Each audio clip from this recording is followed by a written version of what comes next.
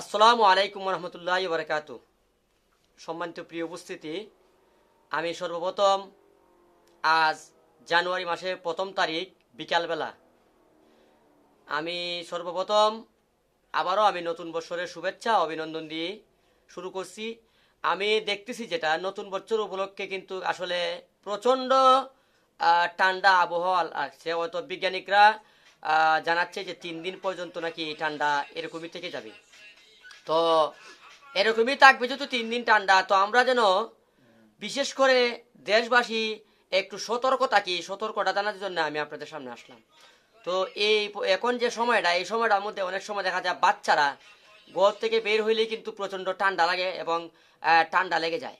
যেমন আজকেও দেখলাম অনেক বাচ্চারা কিন্তু প্রচণ্ড ঠান্ডায় জর্জরিত হয়েছে এবং হসপিটালে তারা ভর্তি হয় এবং কাতরাচ্ছে। তো এরকম যারা বাচ্চা হয়, তো বাচ্চা গার্জেন যারা রয়েছে আমরা সতর্ক থাকি যে দরজা খুললেই অনেক সময় বের হয়ে যায় বা ছোটো বাচ্চারা, চুটুমুনিরা অথবা ছোটো ওরকম বাচ্চাগুলা তারা সুন্দর মতে খেলা করার জন্য তারা অনেক সময় বাসা থেকে বের হয়ে বেলকুনিতে চলে যায়, অথবা গ্রাম অঞ্চলে বারিন্দায় চলে যায়, অথবা উঠানে বের হয়, প্লটে বের হয়।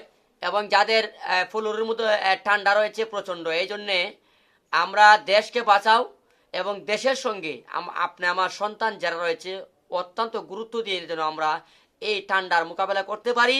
আমরা যেন নিজেও সতর্ক থাকি এবং চুটুমণি যারা রয়েছে আমাদের মধ্যে, আগামী দিনের ভবিষ্যৎ এবং আগামী দিনের আমাদের দেশ উজ্জ্বল করার মতো যারা শিশু মুখপাত্র, আমরা যেন তাদের প্রতি সতর্ক রেখেই এই স্নেহ করে তাদেরকে যেন আমরা যত্নের সাথে আমরা যেন এই শীতের সময়গুলো আমরা পালন করতে পারি।